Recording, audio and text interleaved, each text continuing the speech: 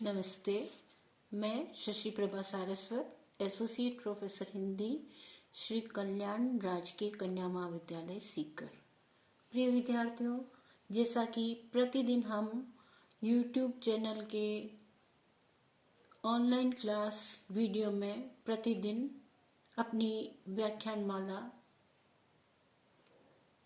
करते हैं और उस कड़ी को अगले वीडियो में पुनः जोड़ते हैं, तो उसी क्रम को आगे अनवरत रूप से जारी रखते हुए आज पुनः हम जैनेन्द्र जी की पाजेब कहानी की व्याख्या करेंगे, जिसका गद्यावतरण निम्नानुसार है।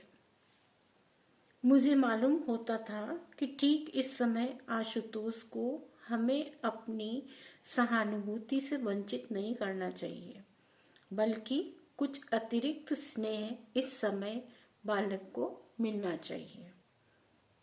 मुझे ये एक भारी दुर्घटना मालूम होती थी।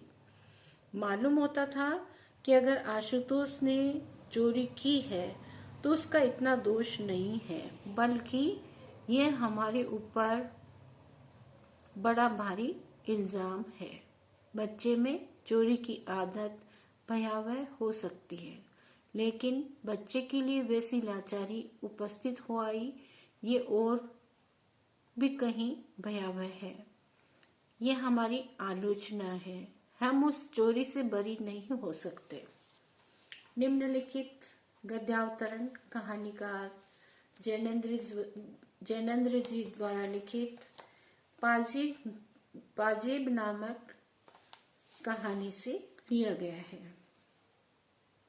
खोई हुई, गुम हुई हुई पाजेब के बारे में बार बार पूछताछ किए जाने पर आशुतोष का उत्तर नकारात्मक ही रहा। आशुतोष यही कहता है कि मैंने पाजेब नहीं चुराई है, लेकिन पाजेब खोज लूंगा। इस भावना से वह उसे खोजने दूसरे कमरे में चला गया। उसकी माँ की ये कहने पर कि पाजेब को आशुतोष क्यों लेगा, इस कथन पर लेखक बिना प्रतिक्रिया किए ही सोचने लगा है। जैनेन्द्र जी कहते हैं कि इस समय आशुतोष के प्रति हमारी सहानुभूति होनी चाहिए और उसे कुछ विशेष प्रेम भी देना चाहिए। पाजेब खोने की घटना कोई साधारण घटना नहीं है। इसमें यदि किसी की गलती है तो मेरी सबसे ज्यादा हो सकती है। ये बात कौन कह रहा है? जैनेन्द्र जी कह रहे हैं कि ये सारी जिम्मेदारी घर के मुखिया की ही होती है, क्योंकि उसके सामने ऐसी स्थिति उत्पन्न ही क्यों हुई कि उसे चोरी करनी पड़ी। कि कोई भी घर में चोरी करता है, बालक हो, बूढ़ा हो, छोटा हो, बड़ा हो, तो स्थिति उत्पन्न कौन करता है? घर का मुखिया।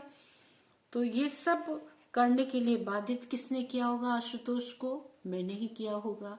तो स्वयं को वो जिम्मेदार मानने लगे हैं। उस परिस्थिति को उत्पन्न करने में हमारी तो कमजोरी है। यदि हम उसके सामने यह स्थिति उत्पन्न ही नहीं होने देते तो वह चोरी क्यों करता? इसलिए उसके सामने जो परिस्थिति उत्पन्न हुई है और जिससे अभिप्रेरित होकर उसने चोरी की, वह उसकी बेबसी की परिस्थिति उसकी चोरी करने की आदत से भी ज्यादा भयानक है। इसलिए हमें इसके बारे में सोचना चाहिए। हम उस चोरी से अपने को मुक्त नहीं कर सकते। लेखक करें कि बच्चे को बार बार कहा जा रहा है कि पाजेब है, तू नहीं ली है और बता कहाँ रखी है।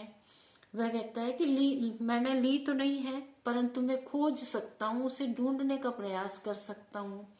तो शक की धुरी फिर भी उसी बच्चे पे जाती है। आखिर में पाजेब कहाँ मिलती है?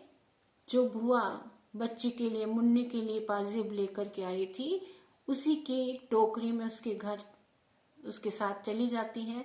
और जब वह वापस लौट करके आती है तो कहती है कि भूल से इसकी एक जोड़ी पायल में से एक पाजेब मेरे साथ चली गई थी। तब कहीं जाकर के इस बच्चे को उस चोरी के इल्जाम से मुक्ति मिलती है। तो यहाँ लेखक कह रहे हैं कि बाल मनोविज्ञान को समझते हुए हम सभी की यही धारणा रहनी चाहिए कि सबसे पहले तो हम अच्छी तरह से घर में चीज को संभाल लें। किसी पर भी इल्जाम देने से पहले घर के कोई भी सदस्य, चाहे वह घर का नौकर ही क्यों न हो, उसको भी पहले स्वयं सारी जगह ढूंढे और प्रेम पूर्वक उस व्यक्ति से पूछा जाए कि क्या तुमने ये चीज देखी है, अगर नजर आई है, कहीं रखी है तो तुम बता दो, और नहीं तो थोड़ा सा सख्त होकर के कह दिया जाए कि भाई जिस किसी को भी मिली है और वो नहीं बता रहा है चोरी की है तो मैं उसे दंडित करूंगा, ढूंढ तो मैं निकालूंगा ही। इस प्रकार से करने पर वह व्यक्ति अगर मन में थोड़ा सा ग्लानि का भाव आएगा या स्वयं को जिम्मेदार मानेगा कि ये कार्य मैंने गलत किया है, तो चुपचाप उला करके रख देगा। तो यहाँ लेखक को लगता है कि बार बार इस बच्चे को, आशुतोष को पाजेब के लिए दोषी ठहराना अत्यंत गलत है, जबकि इसने चुराई ही नहीं है।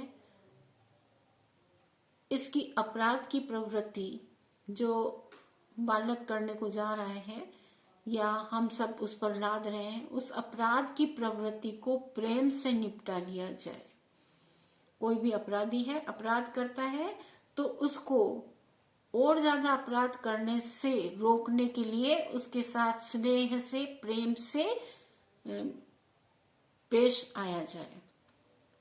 उसके साथ प्रेमपूर्ण वातावरण रखेंगे, प्रेम से वार्तालाप करेंगे, तो शायद वह उस चीज को, अपराध की प्रवृत्ति को छोड़ने के लिए तैयार भी हो जाएगा और गलत कार्य की ओर प्रवृत्त नहीं होगा। परंतु देखा यह जाता है कि हमारे समाज में मनस्थिति को, उस व्यक्ति की मनस्थिति को नहीं समझा जाता है कि इस व्यक्ति ने अगर ऐसा किया भी है भूलवश या कोई कारणवश, तो पहले हम प्रेम से निपटा लें और फिर भी बात नहीं बनती है तो फिर उसे दंडित किया जाए। तो यहाँ पर लेखक यही कहना चाहते हैं कि बाल मनोविज्ञान को अच्छे से समझ लेना चाहिए, प्रेम पूर्वक अपराध की प्रवृत्ति को निपटाया जा सकता है। विशेष टिप्पणी के अंतर्गत हम यही एक दो बातें लिखेंगे कि मनोवैज्ञानिक कहानीकार जैनेन्द्र जी ने बच्चे में पनपने वाली गलत आदतों के लिए संरक्षक को ही उत्तरदायी ठहराया है। उसके माता पिता ही जिम्मेदार होते हैं, जो सत्य है। इसकी भाषा बिल्कुल सरल है, शैली विश्लेषणात्मक है। सुनने के लिए आप सभी को बहुत बहुत धन्यवाद।